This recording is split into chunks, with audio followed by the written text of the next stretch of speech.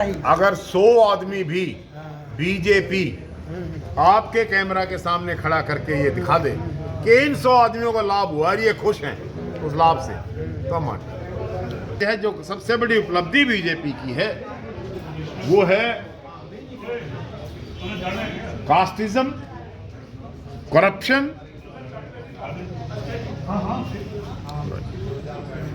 और क्राइम, और एक चौथा कॉस्ट, महंगाई।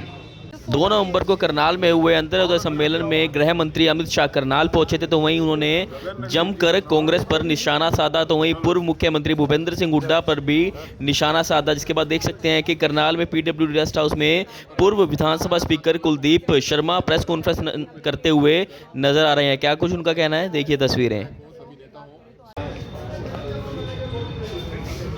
उनका विचारों का नाम भी नहीं लिया, जगह जगह पोस्टर लगा दिए। उनके नाम से एक यहाँ यूनिवर्सिटी बनाई जा रही है, हेल्थ यूनिवर्सिटी, वो बनी ही नहीं है पिछले के 9 साल में। मैं सोच रहा था उस यूनिवर्सिटी का उद्घाटन करेंगे,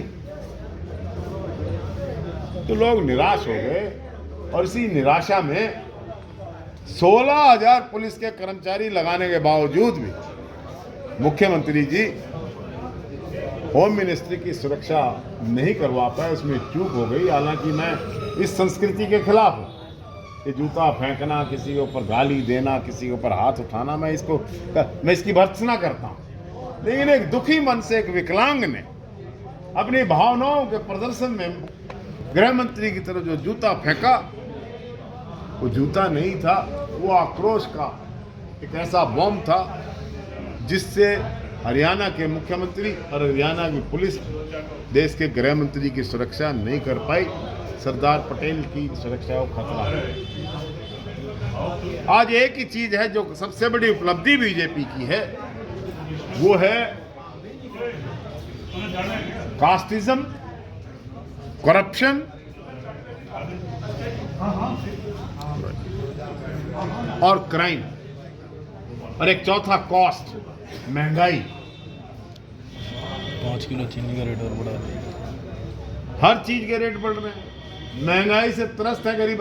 अंत्योदय करने आए थे ना, अंत्योदय तब हो जाता जब सिलेंडर 400 रुपया कर देते, अपने आप हो जाता। पेट्रोल डीजल की कीमतें 20-20, 25-25 रुपए घटा देते, अपने आप हो जाता। या तो चीनी की कीमतें 5 रुपए बढ़ाई हैं, कोई उनका खाने के राशन में बड़ा बढ़ोतरी हो जाती, कोई 20-30-50 हजार मकान दे के जाते,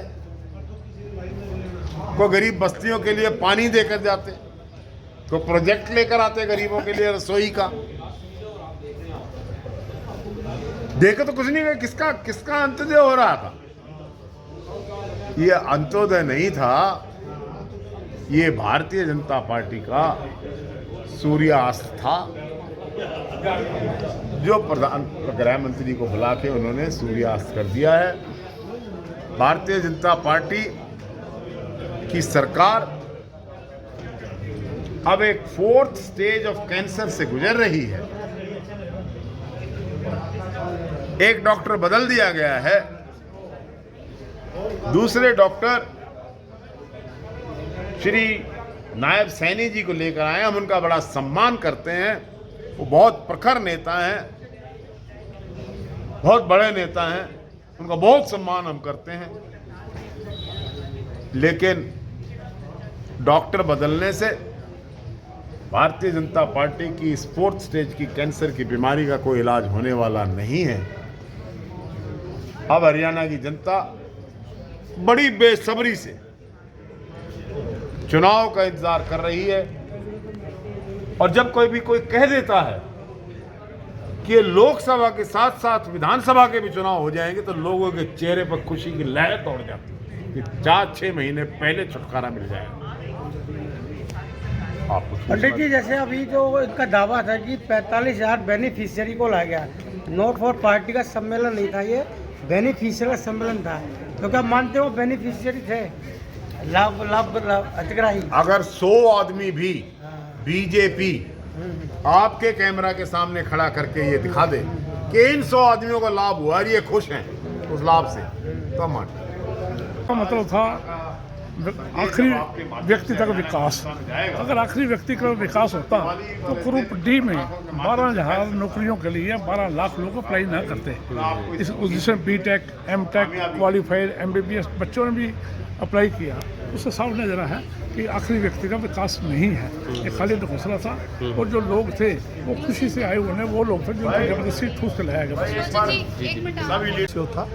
ये सरकारी कर्मचारी, चाहे वो टीचर हों, चाहे वो आशा वर्कर हों, चाहे वो नर्सिस हों या डॉक्टर हों, और ये पुलिस के लोग हों सिविल वर्दी में, ये उनकी पूरा नहीं करके गए। इस प्रदेश की जनता के सामने इस रैली के माध्यम से भारतीय जनता पार्टी के लोगों की पोल खुली और सरकार की पोल खुली।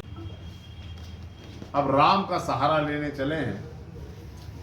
ये जो राम का मंदिर अयोध्या में बन रहा है, जिसका बीजेपी करण करना चाहते हैं, ये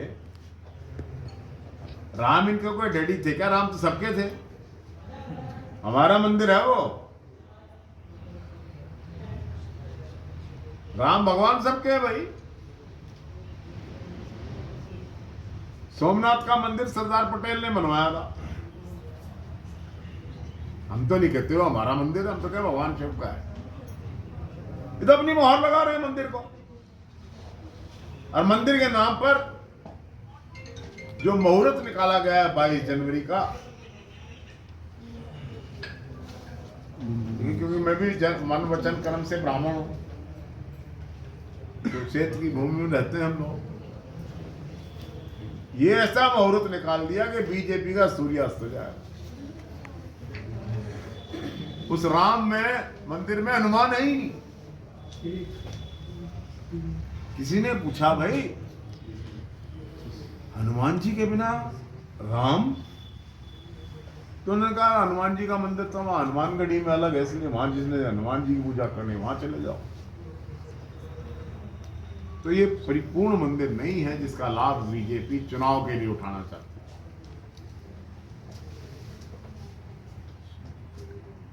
अब आपने कोई सवाल पूछा?